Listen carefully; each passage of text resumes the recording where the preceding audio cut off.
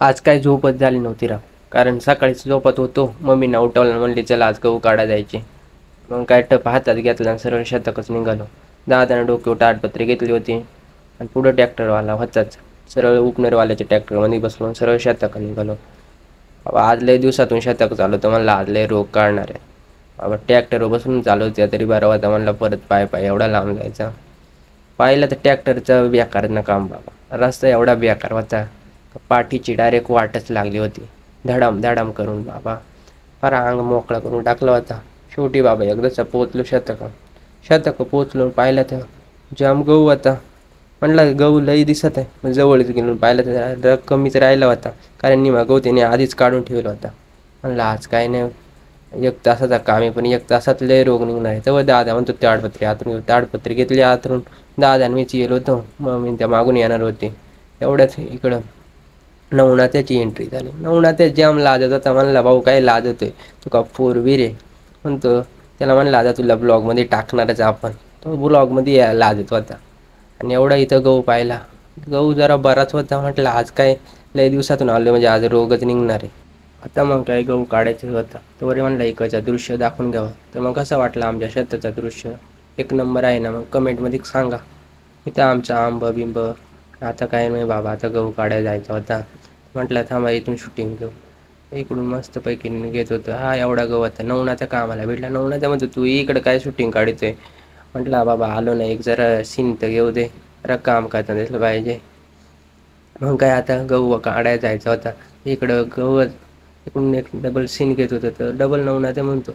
दादा म्हणतो अरे बाबा बस झाला तो ब्लॉग, आधी गहू काढून घेईन मग ब्लॉग काढीत बस.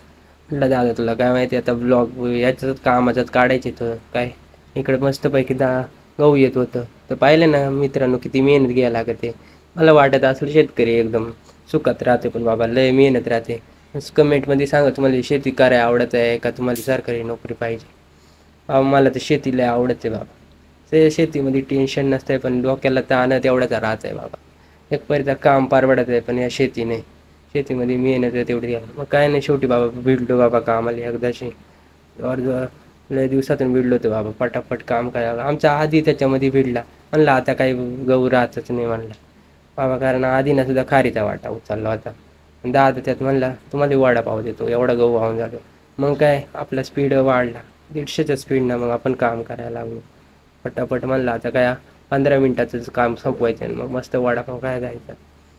पटापट कामाला भिडलो. नवनाथीला म्हणला भाऊ पटापट भेट आपल्याला आता वडापाव खायचे, भूक जास्त लागले पाहिजे. म्हणजे इकडे आमची 2 माकडं वावरात काय करीत होते त्यांनीच माहीत.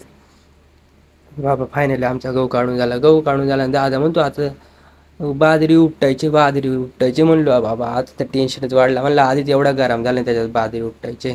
तर नवनाथीला म्हणला जाय तू तिकडं पोती भरून घे. पहिले पोती भरायला आला इकडं बाबा. पहिले पोती भरली.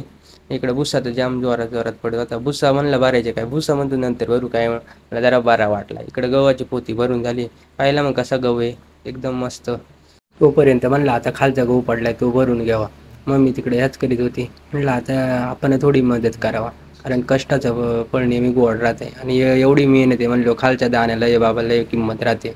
त्यामुळे एक दाणा किती महत्त्वाचा राहतो ते शेतकऱ्यालाच माहीत राहत आहे. भिडलो बाबा एकदाच खालचा गहू उचलाय. एवढंच नवनाथ्याला म्हणलं शूटिंग काढ भाऊ जरा दिसलो पाहिजे काम करताना. त्यानं उभीच शूटिंग धरली. म्हणला काय आहे भाऊ. आता म्हणला इकडं बाजरी उपटायला सुरुवात केली होती बाबा. बाजरी उपटायला सुरुवात केली. जाम जोरात उपटीत होतो. दादा म्हण हाताच्या लागल हातबीत कापल, कारण विळा नव्हता आणला तसंच उपटीत होतो. फायनली बाबा बाजरी उपटून झाली. पण बाजरी उपटता इथं फार नाकीनं आलं होतं, कारण ऊनच जाम झालं होतं आणि पोटात कावळं खुकत होतं. आणि म्हणलं दादा आता वडापाव त्यांना म्हणजे टेन्शन नाही.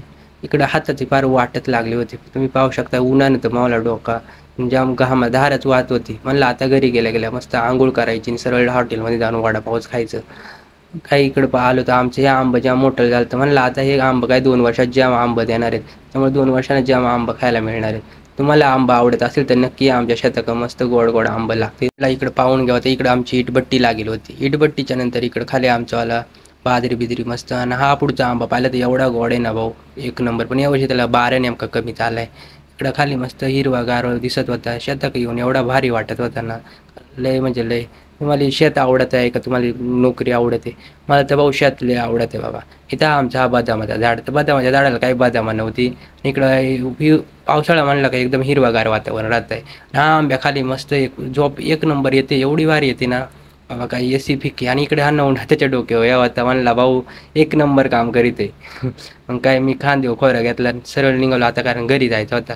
इकडं आमचं एक कांदा बिंद कसं वाटलं आमच्या शेत, मग चला कमेंटमध्ये सांगा. हिरवागार आणि निसर्गरम्य वातावरणात आमच्या या भावांची तर भांडणात चालू होती. म्हणलं आधी भाऊ काय आहे, लहान आहे ना तो, मारतोय घ्यायला, तर काही एक ऐकायचं नाव नव्हतं घेत. शेवटी मीच मध्ये पडलो, म्हणला याला भांडण्या करीत ते, चला गपचूप गेलं. आणि इकडं पाहिलं तर डायरेक्ट चिचा लागेल व त्या चिचा पाहून तोंडाला पाणीच आला. म्हणला वर जाऊन खुडावा का काय, पण वर जाऊन खुडायचं म्हणला, पडलो बिडलो तर पोटात आधीच एवढी भूक लागली होती. म्हणला घरी जाऊनच काय वडापाव खायचं. तर मग कसा वाटला मित्रांनो व्हिडिओ आवडलास लाईक शेअर आणि कमेंट करा विसरू नका. चॅनेलला सबस्क्राईब करून टाका.